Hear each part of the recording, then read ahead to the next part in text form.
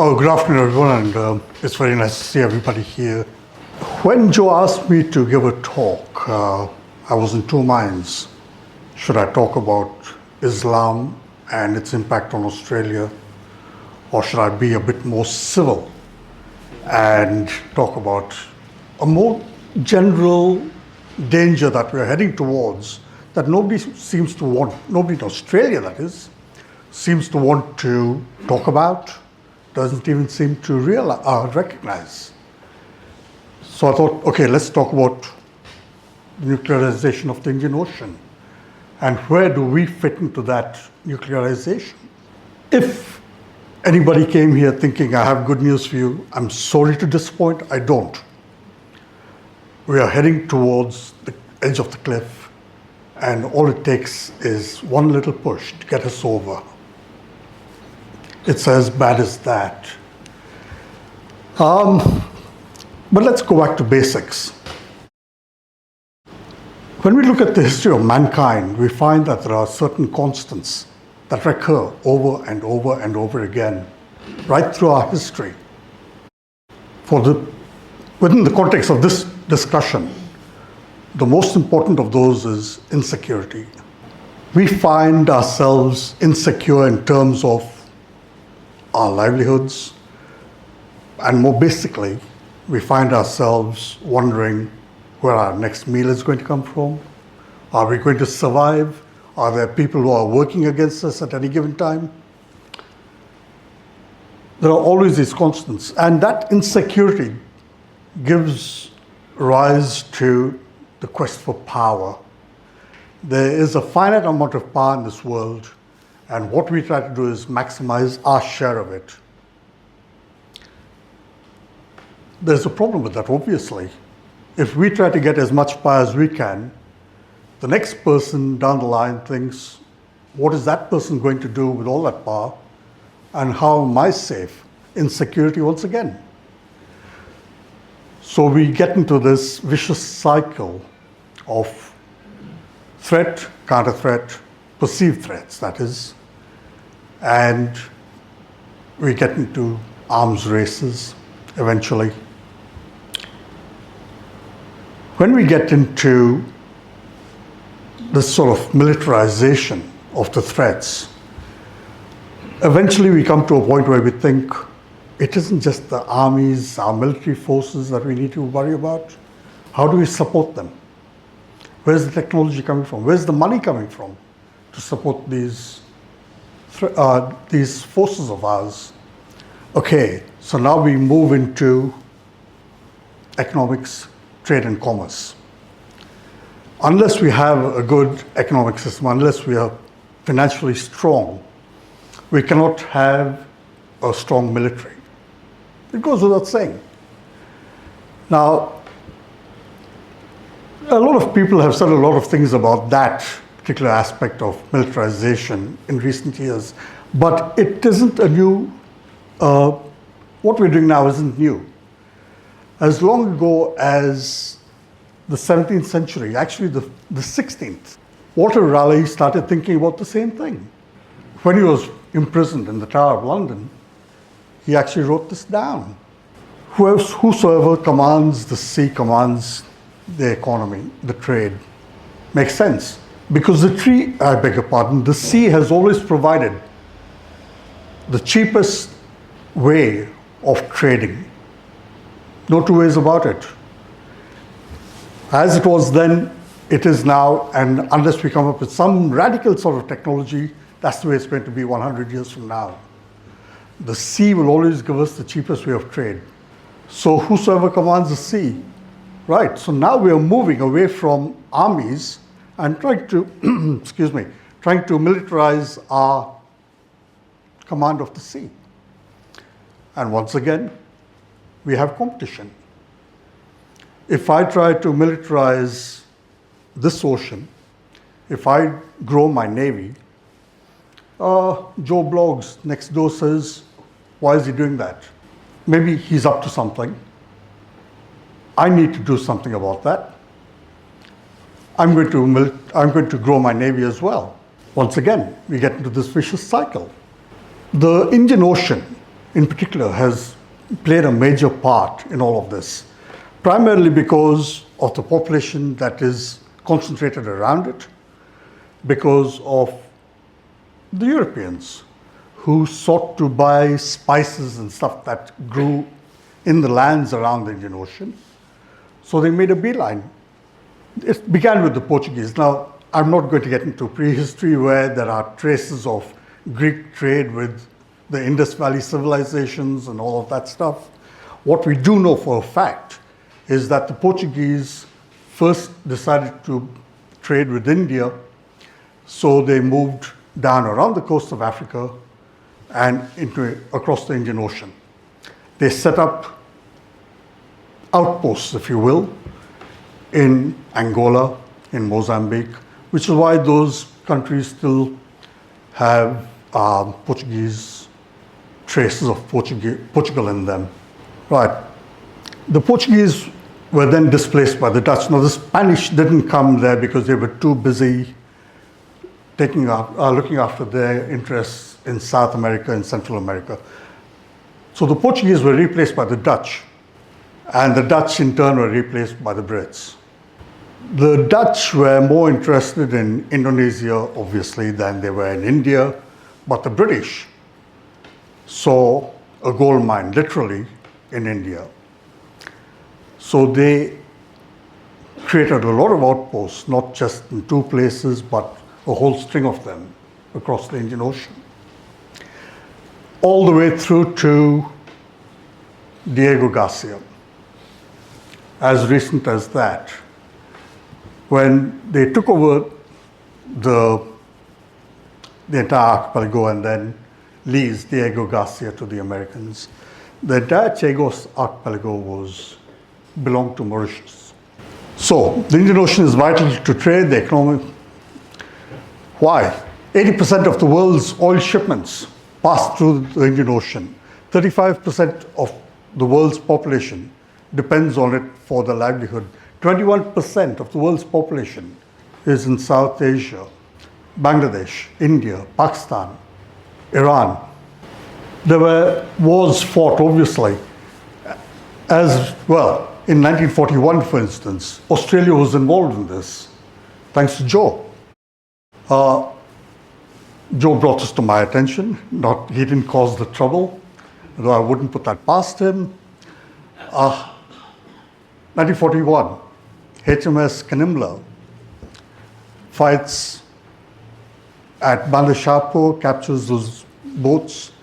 But then the US Army took over, stationed 30,000 troops in Iran and Iraq during the Second World War, just so that they could have access to the Soviet Union from the south, responsible for expediting shipment of war materials to the Soviet Union as part of that Lend-Lease program.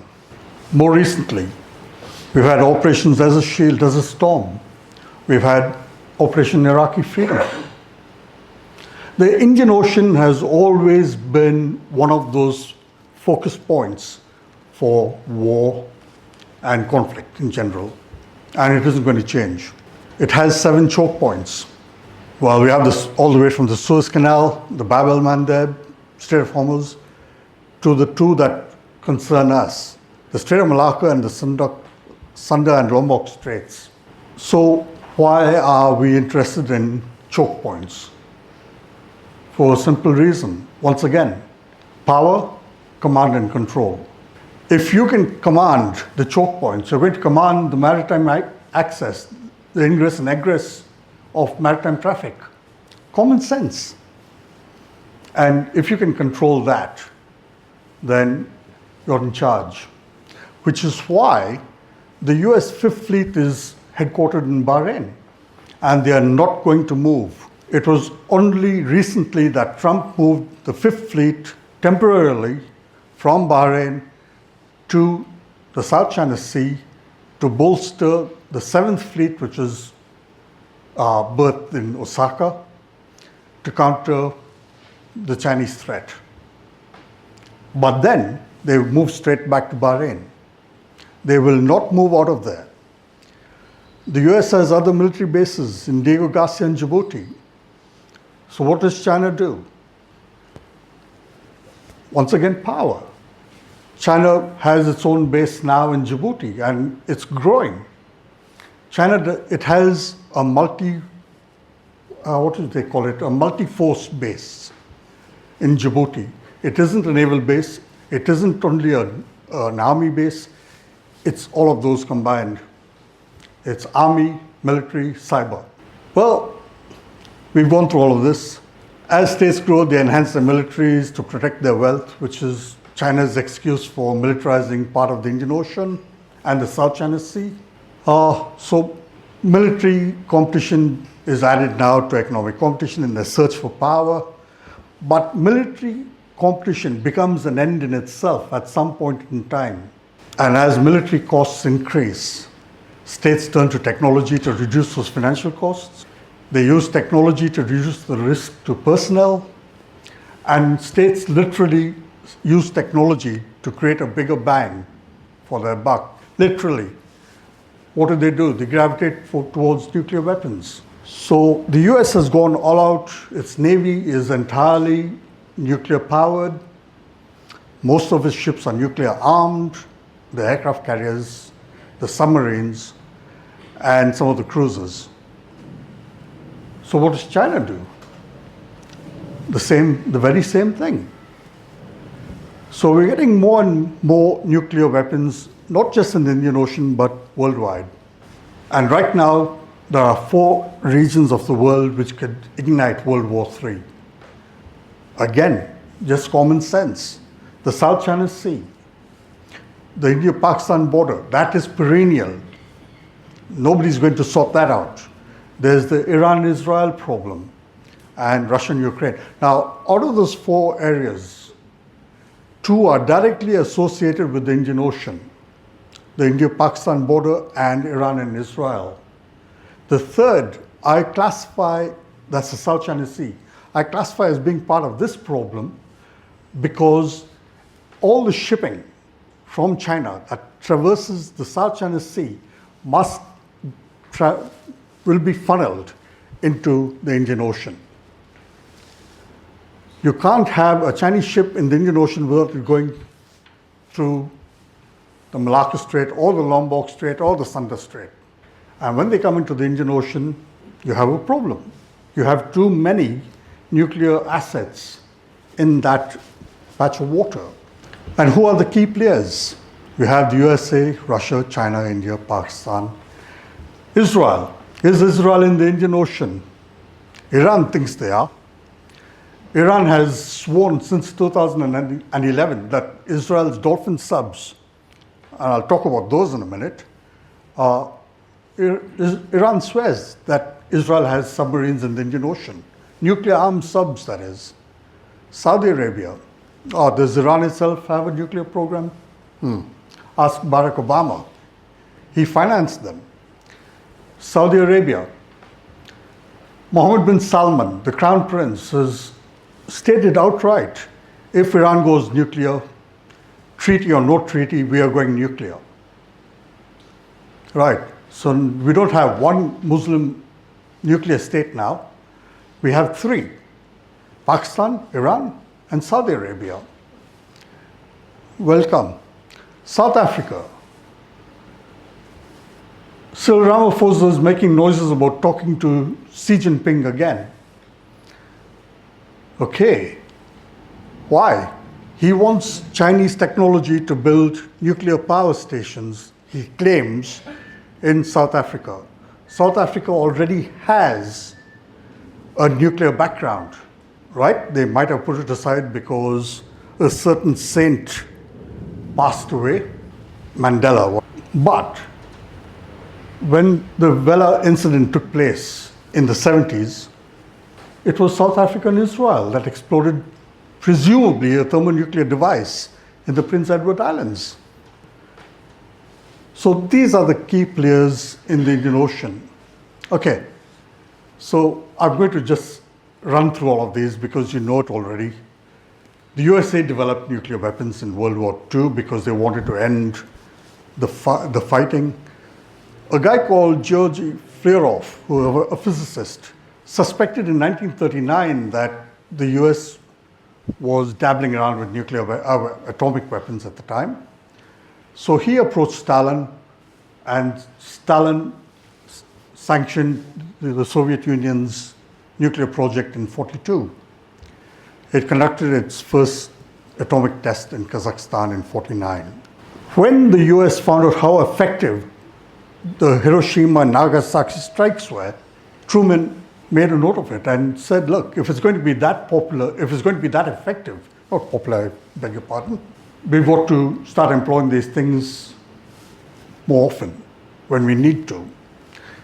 He ordered 10 nuclear-armed B-29s during the Korean War. The man himself, Curtis LeMay, in 1954, during the Korean War, said, I would drop a few more bombs in places. He was going to expand the theater of conflict. We have always just called the bet. We ought to try raising it sometime.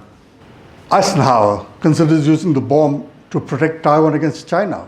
In 1955, Mao Zedong sanctions the Chinese nuclear project. If our nation does not want to be intimidated, Mao hit it on the head. If we are going to stand up for ourselves, we need to have this thing. Very often it's the people we dislike who actually say things that we need to pay attention to. In 1956, Khrushchev denounces Stalin and Stalinism. Mao didn't like it because Stalin was his hero, and more importantly, he emulated Stalin. Power was concentrated within himself. So he called the Soviet Union socialist, social imperialist and revisionist, and relations deteriorated to the extent where they broke off completely in 1959. China then conducted its first test in Xinjiang province. And Mao deliberately called it Project 596, 59 being 59, the year of the break, 6 being the month, June 59. Mao was sending a message across to the Soviet Union. Yes, you have the bomb. Guess what? We have one as well. So we have the US, which is willing to use atomic weapons. We have the Soviets, who have no qualms about using them. And now we have the Chinese threatening to use them because they have them. In 1966, China tested its first nuclear-capable missile, India. If ever there was a lesson to be learned in hypocrisy, turn to India. Sorry, I'm a bit blunt, but I'm not pulling any punches. India initially chose not to develop a nuclear arsenal because of the Gandhian principle of ahimsa, non-violence. When I talk to people, you have these modern-day saints in our retelling of accounts. So you have people like Gandhi, you have people like Mandela, and now you have Obama. These are the most hypocritical people you could ever hope to meet, or hope not to meet.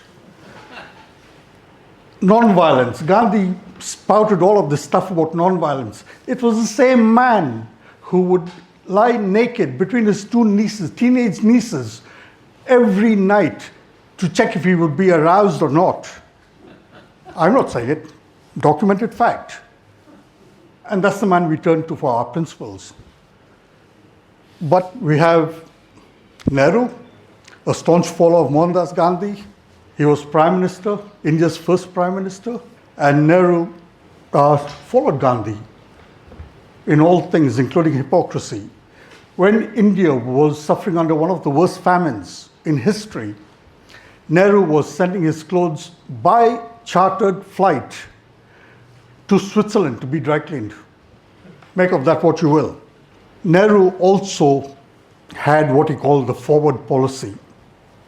He was absolutely sure that diplomacy could solve every issue.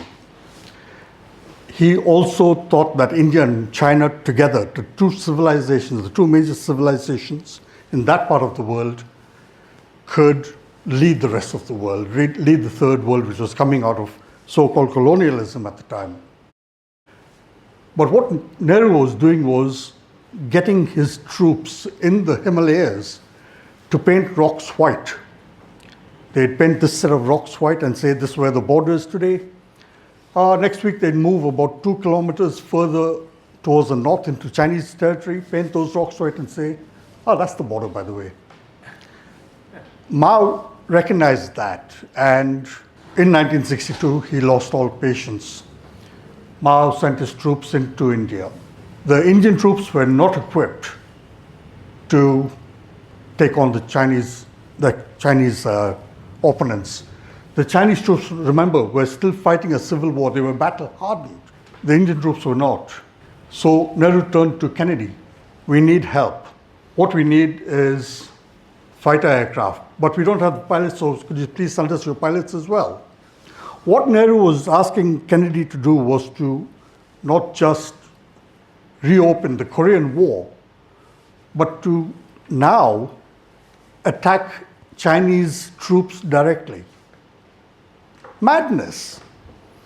But Nehru was so caught up in his egotism that he thought Kennedy would actually acquiesce to that. So Kennedy said, sure, I'll give you everything you want on condition that you cede Kashmir to Pakistan. Nehru backed down straight away. We see all the fighting in Kashmir today. Same problem. The Indian troops are routed, and then Mao unilaterally withdrew all his troops back to the claim lands. If you talk to Indian historians today, they'll tell you, we don't know why Mao did that. I don't understand this. We do know why Mao did that. The Chinese will not do something unless they have camouflage for that action that they're carrying out. In 1962, October 1962, the world, at least the Western world's attention was focused on Cuba.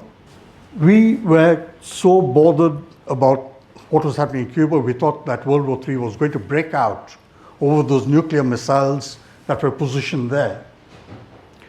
But when the US and Russia, well, the Soviet Union, agreed that, okay, we are going to start talking about this, Mao pulled back. He no longer had the world's attention focused on Cuba. They could now pay attention to what he was doing over here. Anyway, Nehru died a broken man. He saw all his dreams shattered, died in '64. But the Indian politicians will state up to today that they will not forget their humiliation. My question is, well, how could you forget it? You provoked the entire thing. Anyway, that war has an impact on India today. India does not trust China, period.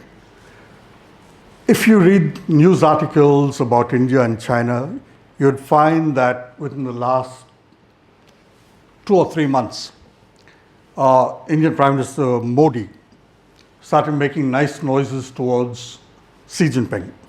All very well. And there was all this talk from China, the Chinese analysts, saying things like, great, this could be the start of a new era in trust, in cooperation. Brilliant. But nobody counted on Trump. When Trump turned up, he put the pressure on Modi, and Modi backed down straight away. This so-called strongman folded in the space of 1 week when J.D. Vance and his wife ostensibly went to India to visit her family members, her family, but in reality, Vance had a meeting with Modi and said to him, no more making nice with China, or you lose the American market once and for all. So what does Modi do? He folds. And now he says to China, we're not going to enter into an arrangement with you to block American goods and so forth. In reality, Modi was looking for an excuse to back out anyway. They just don't trust China. So India couldn't depend on, Kennedy, and so they turned to the USSR for protection. Moscow welcomed the overtures for their own reasons, because by then they had a very poor relationship with China. Now, in terms of this discussion, India is one of the very few countries to produce highly enriched uranium and weapon-grade plutonium. Uranium production is largely focused on producing fuel for its growing number of nuclear-powered submarines. India started off with one. It took them a long time to build it. It was called the Arihant. It is not a war-fighting platform. It is a technology demonstrator. But the second submarine took them only 3/4 of the time it took them to build the first. And that is a war-fighting machine. The third one that they built took even less time to build. And they increased the number of missile launcher tubes from 8 to 12. They made a lot of enhancements to it in terms of acoustic deadening, all of that stuff. And they haven't stopped. The fourth nuclear submarine, these are all ballistic missile carrying submarines. They are not attack submarines.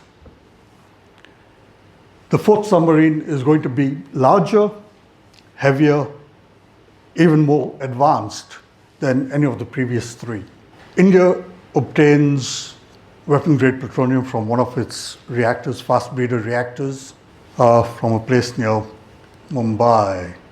The reactor that India has built at Kalpakkam, which is near Madras, Chennai, produces more weapons-grade plutonium than it consumes. And India has got 6 more of those reactors coming online in the next 15 years. India is going the way of the US, the Soviet Union, and China. It is going to make nuclear weapons its backbone. The estimates that India had produced around 680 kilos plus or minus 160 of weapons-grade plutonium, assuming 4 kilos of plutonium per warhead, which is 1 megaton, provides a yield of 1 megaton. India could theoretically produce 130 to 210 nuclear warheads. And these are just estimates. India carried out its last nuclear test in 1998. Now, when we say carried out its last nuclear test, it wasn't just the one explosion. There was a series of 5. The first 4 we suspect were fission-based, which is bad enough. But the 5th was presumed to be a failed thermonuclear attempt. If India breaks that barrier, if India goes through the barrier and gets a thermonuclear device, expect trouble. Because India's sense of greatness, India's sense of, like China, of being deprived of its true place in the world, the Indian analysts call it sitting at the high table at the United Nations. They want to be on the United Nations Security Council as a permanent member. India is going to push for all of that and more, as we will see in a minute, if India has a thermonuclear device. I would encourage you, when this is made available, to take a look at this link. There's an article there, and it's very, very good. India has taken over acres upon acres of land in South India, in a place called Chalakya, and they've built what they call nuclear city over there. Delivery systems. India has missiles ranging from the Agni 2 to the 5, which are the Agni 5, they're all nuclear capable missiles. The 6 we think is MIRVed. It has multiple independent re-entry vehicles. So one missile carries about 5 or 6 nuclear warheads. It has the submarines, and it has the Dassault Rafales. Now, India made a deliberate point of buying those and knocking those aircraft and knocking back the F-15s and F-18s for one simple reason. The Rafales are validated to carry nuclear weapons. In essence, what we have is India trying to build up its nuclear triad. So it has the submarines, it has the land-based missiles, and it has aircraft capable of carrying nuclear weapons. Don't get me wrong, the F-15 and the F-18 are also validated, but they come with a lot of conditions. France, yeah, we'll give you the conditions. Whether you want to abide with those conditions is up to you. I can't talk about India without talking about Pakistan. Pakistan's nuclear program was sourced from China. They've been friends for yonks via North Korea. In addition to that, you have a person called Abdul Qadir Khan, who worked at the European Union's nuclear research facility in Holland. He stole all the papers that he could find, that he could get his hands on, and went back to Pakistan with all of it. And Zia-ul Haq, the president of Pakistan at the time, built a nuclear facility for A.Q. Khan at Kohota in Pakistan. So when India exploded its weapons, conducted its nuclear tests in 1998, 10 days later, Pakistan conducted theirs. They were sending a message out as well. If you think you have nuclear weapons, we have them too. If you can explode them, we can explode them too. If you think you're going to get at us, put pressure on us in any way with nuclear weapons, think again. Pakistan has never broached the subject of a no first use clause in its nuclear policies. And it uses its nuclear arsenal to deter regional threats.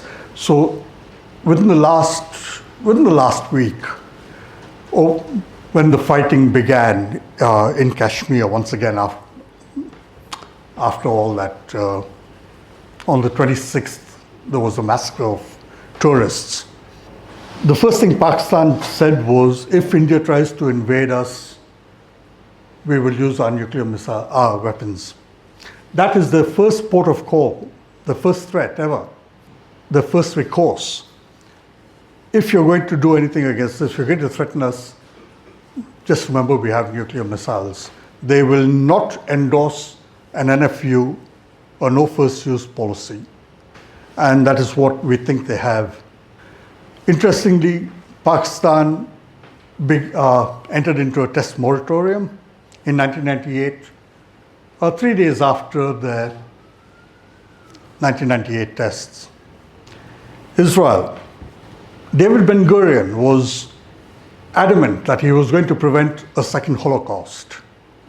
So Israel obtained know-how and material from France and the US.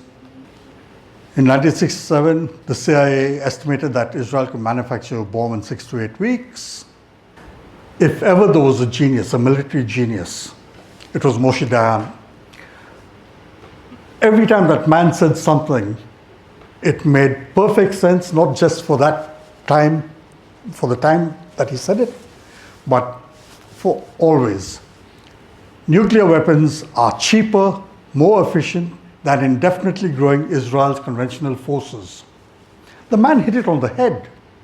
Nuclear weapons are cheaper to maintain and build, and they pose a threat that nobody can ignore.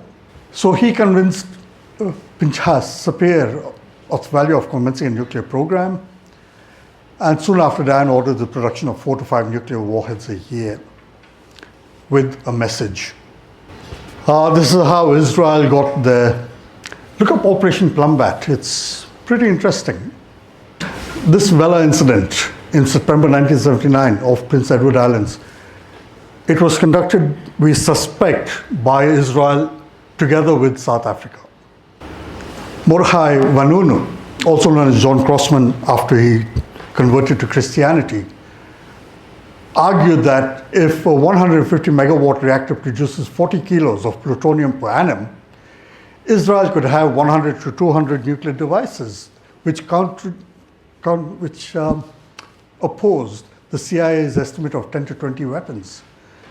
For his troubles, Vanunu was kidnapped by Mossad and imprisoned.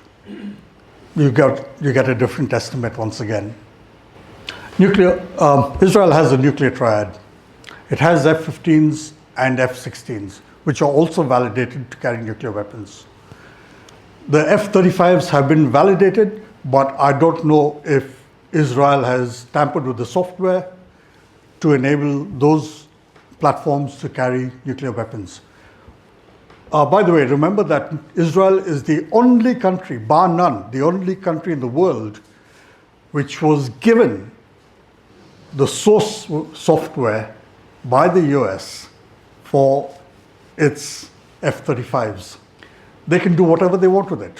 The US will not ask any questions. I think there is something in place. There's talk about it. I'm not sure. I can't say that it's true. That there is an agreement that if Israel comes up with something new, they'll pass it on to the US in return. True? Untrue? I don't know. But what we do know is that the Dolphin-class submarines were manufactured by Germany to Israel's specifications. They took the base platform, modified it. Now, we suspect that those submarines, because they are about 30 feet longer than the normal ones, we suspect that they have additional cruise missile launch capability. And Israel has Jericho IRBMs and ICBM missiles, intermediate range ballistic missiles, intercontinental range ballistic missiles. And the Jericho 3 missiles, if moved, could carry 6 100 kiloton warheads, or if they're not, a 1 megaton nuclear warhead. Iran. Look, this is a study in frustration. You look at Iran, they lie blatantly. They tell us what we want to hear, knowing full well that they are lying, knowing full well that we know that they are lying, and they continue to do it. And we will continue to go ahead with all of that because in the case of Obama, the man was a failure in terms of foreign policy. Well, domestic policy as well in certain regards, but in terms of foreign policy, Obama was so bad that he was desperate to find a success, any success at all, at any price. So he entered into the JCPOA, the Joint Cooperative Plan of Action with Iran. All that the JCPOA said was, right, we know you have a nuclear program. Please allow us to send inspectors to inspect your processes, to see how much uranium you're manufacturing, your processing.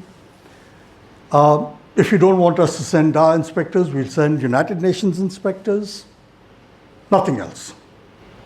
So Iran said, okay, you can send your inspectors across, but we'll tell them where to go. You do have no say in that matter. And Obama agreed. The second condition Iran placed upon Obama was, we need our money back. Now, Obama couldn't transfer US dollars across to Iran without breaking his own laws. So he got pallets, actual pallets of euros, of Swiss francs, of you name the currency, any currency but US dollars. They loaded pallets of money, of actual currency, on C-130 aircraft and flew them across to Iran. Don't take my word for it. Check it out. November 2011, the International Atomic Energy Agency says it has credible evidence that Iran was conducting experiments to design a nuclear bomb. Iran says no, but they won't let us check. And from Obama through to Biden, the US wasn't going to push for it. Like I said, the JCPOA was created to address Iran's nuclear concerns, not ours. Khamenei's advisor, Ali Larijani, who was also the justice minister, said Iran would develop nuclear weapons if attacked by the US or its allies.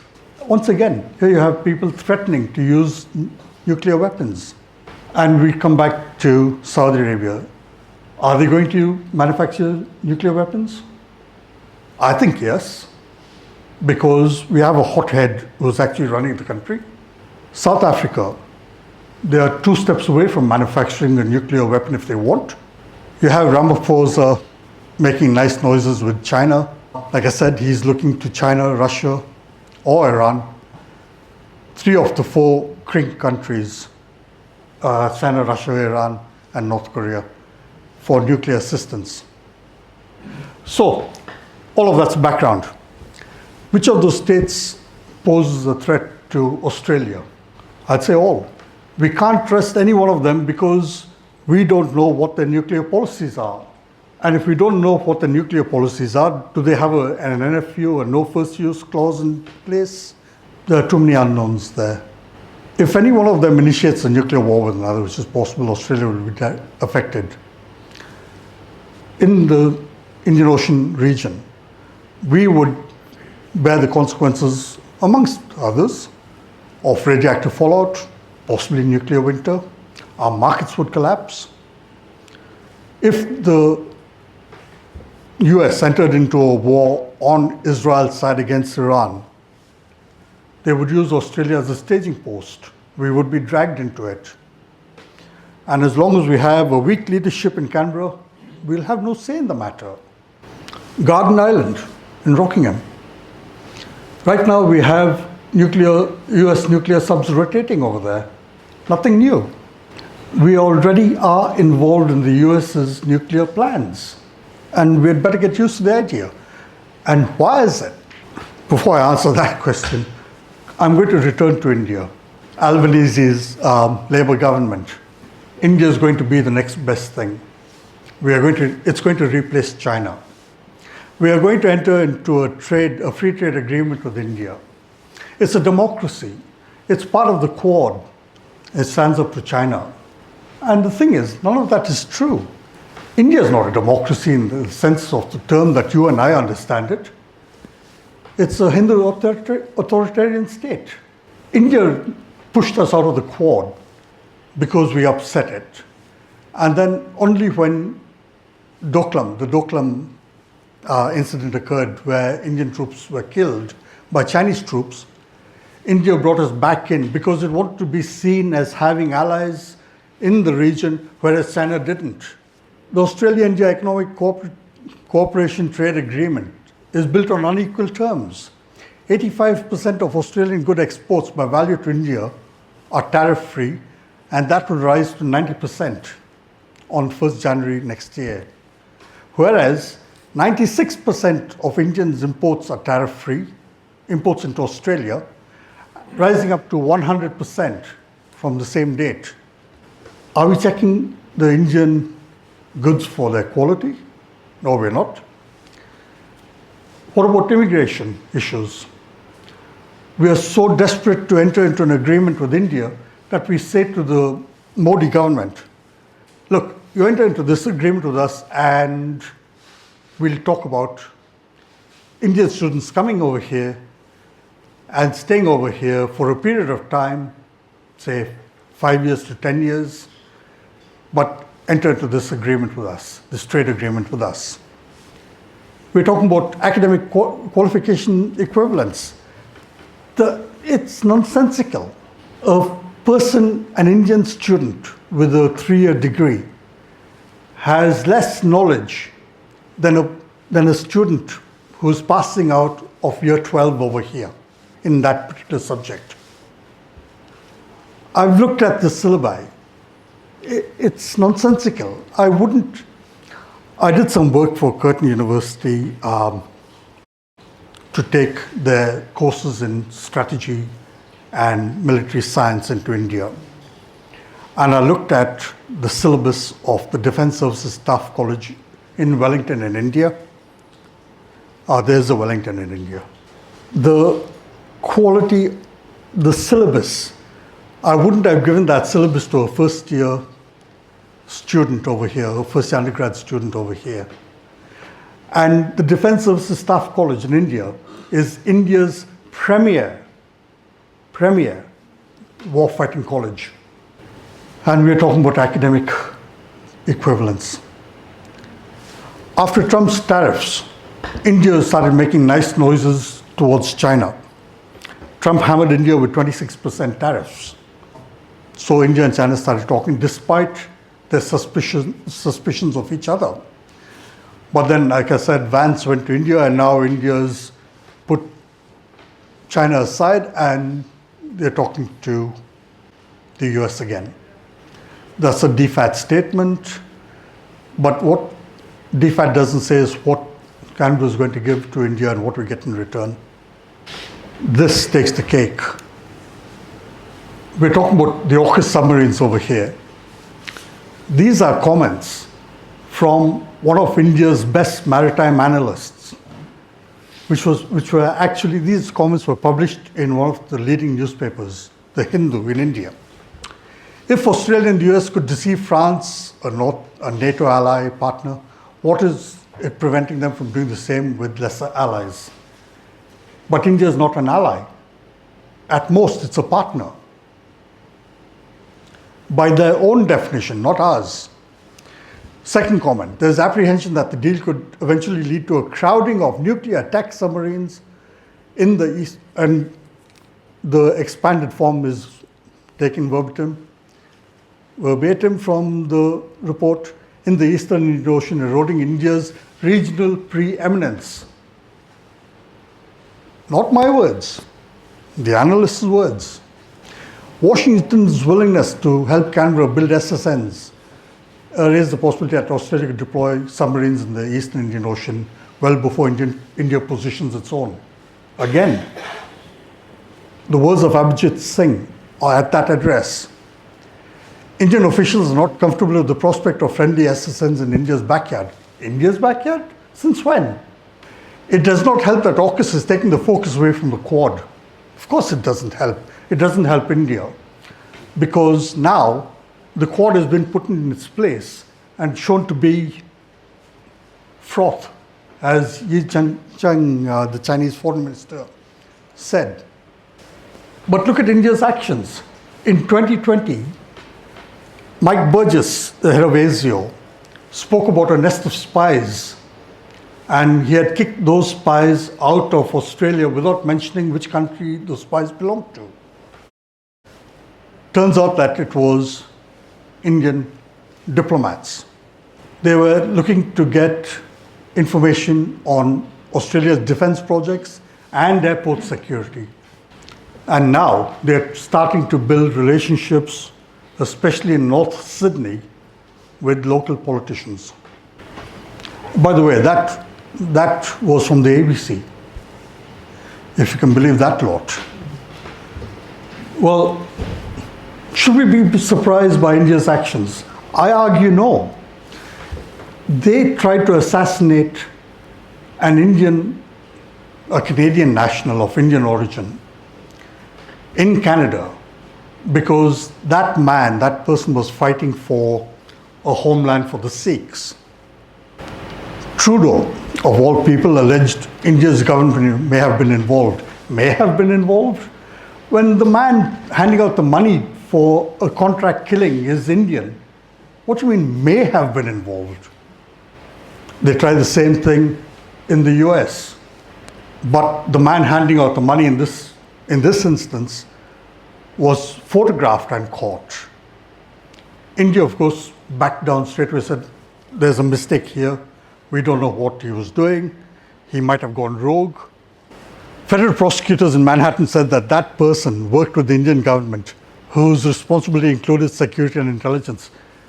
The guy in this instance was an intelligence officer from India. So I ask, is that the free trade partner we really want? And again, why does India see us as being so weak?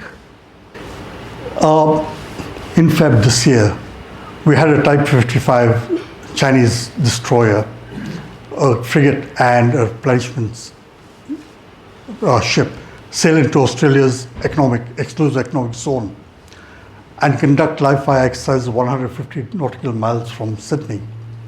And what was our response?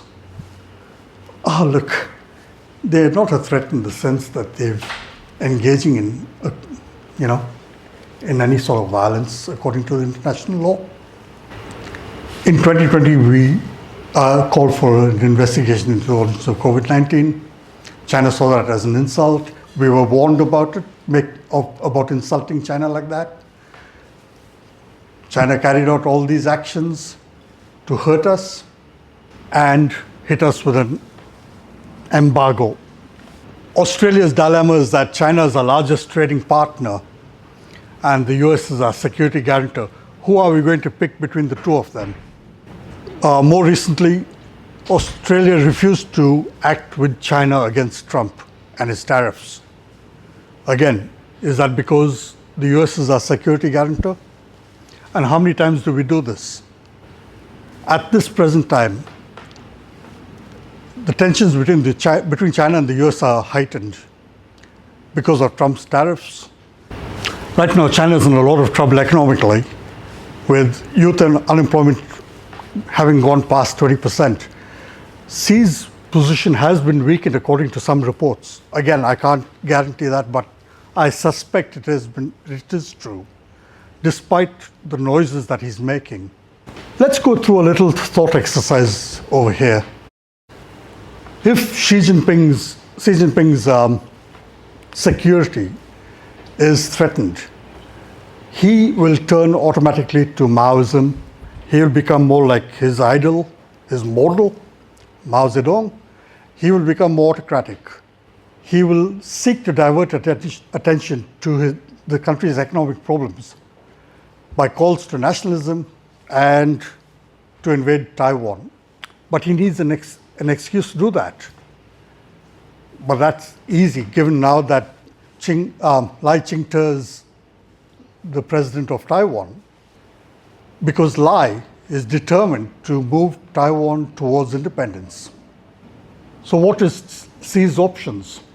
He's going to openly supply arms and material to Russia, the rest of the Qing countries, encourages Russian aggression in Europe, not just in Ukraine, cements alliances with Moscow and Tehran, expands access in Africa and South America. He begins war games in the South China Sea and permits the confrontation of American, Allied, and Taiwanese ships. After a number of near misses between Chinese and US ships, there is an actual collision causing fatalities on both sides, and Xi Jinping has the excuse he needs now to start a war. Remember, this is just a thought exercise. So, let's say January 1st, with no warning, China begins an operation to restore the integrity of Greater China. Those words, by the way, are Xi Jinping's. The PLA takes control of Taiwan's outer islands, the Penghos, and the southern third of Taiwan, including the port city of Kaohsiung. But the PLA, the invasion force, will be stalled after the initial fight because of certain actions taken by Trump right now. And they will be beaten back by Allied troops. The US Marine Corps has positioned troops in the Batanes Islands, in the Luzon Strait, with very, very potent weaponry. The PLA Navy loses higher than the number of losses are higher than expected, and is unable to sustain the invading troops. So the Chinese Navy beats the retreat and deserts the troops who have already landed on Taiwan. Fearing that the US and its allies could prepare to overthrow the Chinese Communist Party, Xi Jinping is going to return to this ultimate recourse, his nuclear arsenal. What he needs now is to explode a nuclear weapon to show that China is still a superpower militarily, but he also has to find a target.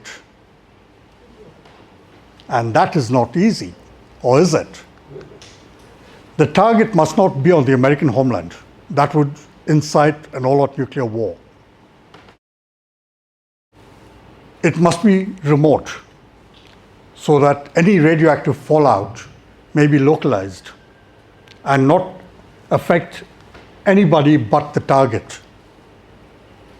But it must be large enough to make an impact on the allies. Okay? Australia. We have plenty of land, plenty of targets. We're not defended. So what about this little town called Perth? Perth has a desert on three sides, plenty of water on the other, and Australia is not nuclear armed. If Perth were to be struck with a nuclear weapon, would the US come to Australia's aid? If the US did come to our aid in that event, wouldn't that be risking all-out nuclear war? Well, some Australian police say yes, the Americans would help us, and they cite the ANZUS Treaty. But let's take a look at the ANZUS Treaty. Article 3. The parties will consult together if there's a threat. Well, hip bloody hooray. Of what use is the consultation after Perth's been wiped off the map? Article 4. Each party recognizes that an armed attack in the Pacific area on any of the parties would be dangerous to its own peace and safety, and it will act in accordance with its constitutional processes. Great. So Trump would say to Congress, look, let's have a talk about this. They have a talk, and what happens then? We can't risk nuclear war. And anyway, Perth's already destroyed, so why worry about that now? Do we want to expand the Confederation? There are no specific guarantees provided. What about the US's history of coming to the aid of its allies? If you want to continue down that path, is Trump guaranteed to come to our aid when he has his America First policy? I don't think so. But let's be fair to Trump. He's not the first president, and he definitely won't be the last American president to think the way he does. Wilson refused to involve the US in World War I. It was only in 1917, after the Germans sank US shipping, that he entered into the war. It took the Japanese attack on Pearl Harbor to bring the US into the war under Roosevelt. Before that, all he did was mouth platitudes. As Maria Dabrowski said in her journal, in the morning, the Germans were still here, and in the evening, we were under Bolshevik occupation after the Soviets annexed Poland. And what did anybody do about that? Nothing. 1949, Truman loses China because he refused to entertain allying with Chiang Kai-shek against Mao. 1956, Eisenhower, the CIA fomented trouble in Budapest. But when push came to shove, Eisenhower refused to do anything about it. Furthermore, in the same year, when the when the UK and France decided to seize the Suez Canal after Nasser nationalized it, Eisenhower came onto Nasser's side and threatened to act against France and the UK. We don't want to talk about that, do we? In 1973, Nixon abandoned South Vietnam, and the hundreds of thousands of South Vietnamese who had worked with the Americans during the Vietnam War. I'm noting Obama abandoned the Syrians, leaving them to be assaulted and decimated by their own leader, Assad. Trump abandoned the Kurds. Biden abandoned Afghanistan. We know all about that. And now Trump is threatening to abandon Ukraine again. Can we rely upon the US? Does anyone with an ounce of common sense think that we can sit back and say the US is going to help us out? Would Trump or another US president risk an all-out nuclear war? Would any of those presidents risk losing the cities on the West Coast for a start because Perth had been wiped off the map? I doubt it. This is an estimate of what damage nuclear weapons can cause. A 1 megaton Minuteman missile, well, high casualties within the 4.5 mile radius, so 9 miles across, that's roughly 15 kilometers. Most buildings collapse. third-degree burns to exposed skin up to 7 miles from the blast. And we're not talking about the double-digit megaton range. Turco, Thun, and Sagan, they had a lot to say about that. It is the damage caused by a nuclear blast is bad enough, but it is the damage, the lasting damage that is caused by the after effects of the blast that are even more dangerous. And you have Sagan once again talking about nuclear winter. And we will be affected by nuclear winter if any of the countries we looked at previously decide to go to war and use their nuclear weapons, which is quite possible. There's a real danger of the extinction of humanity. The damage caused by nuclear weapons can no longer be calculated in terms of immediate destruction, but in the longer term catastrophic carnage they bring about.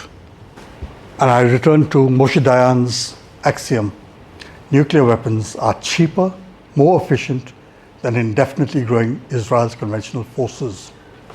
Very close parallels with Australia, wouldn't you say? We have a total military strength of around 100,000, give or take. How long do you think we are going to last by ourselves against an aggressor like China? Or, in the longer term, an aggressor like India? It will not happen. India is a democracy, isn't it? Yeah, right. Nuclear weapons, they are the equalizer. It is the destructive potential of nuclear weapons that make them as fearsome as they are. No country, I don't care which one, whether it's the US, China, Russia, or any other, can withstand the destructive force of a nuclear weapon. That is a pain that is too much to bear.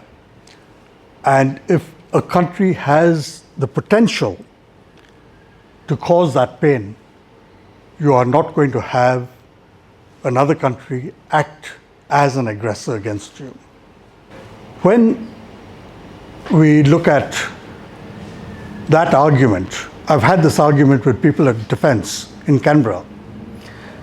The first thing they say to me is, yes, but we're at risk because Australia's population is concentrated in its population centres around the coast. And this is my answer to them. Let's look at continental drift. For the geographers amongst us, our story begins 200 million years ago when Pangaea broke up. I'll ask you to keep your eye on this little patch of land.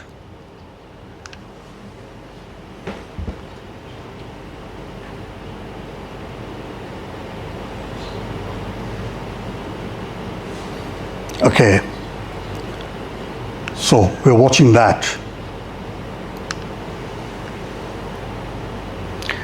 Continental drift occurs at the rate of roughly 2 feet per annum. For some reason, I don't know what it is, I presume there is somebody else who knows, that piece of land which became India raced across the what is now the Indian Ocean at about 4 feet per annum and slammed into what is now Asia. And in the words of that great American philosopher Frank Sinatra, when an irresistible force meets an immovable object, something's got to give. Something did. We have the Himalayas. The Himalayas, because India is still moving into Asia, the Himalayas are still growing, which accounts for the earthquakes in Nepal and Tibet and so forth, and in India to an extent. At the same time, what we have over here, because of the ocean currents, are the monsoons being created. Now, a monsoon over here moves across India, slams into the Himalayas, can't get over them because those things are too high, so it moves back down. And what does all of this have to do with anything? Well, all of this area is pretty fertile, but here, all of this area, including Mongolia, is desert. All of that area is in a rain shadow. There's no rainfall worth speaking of over there. And where there's no water, there's no life. This is a map of China at night. As you can see, there is a population center here, a population center along the coast, a population center in the Shanghai metropolis area, a population center in the Beijing area, and a population spread in the Shanghai-Beijing area. A full 60% of China, all of that, is deserted. In other words, China's population is also concentrated in these areas. These areas here account for 65% of China's total GDP. And I'm not counting the inland cities like Xi'an and all of them. Chengdu, Xi'an. I'm not even looking at them. It's only these areas. 65% of China's population. If a nuclear power were to strike those areas, China would not only lose the majority of its Han population, it will also lose its economy. China would literally be forced back into the Stone Age. China recognizes that. If we can hold a threat over China like that, do you think China is going to act as an aggressor against us? I don't think so. The Chinese are very respectful of power.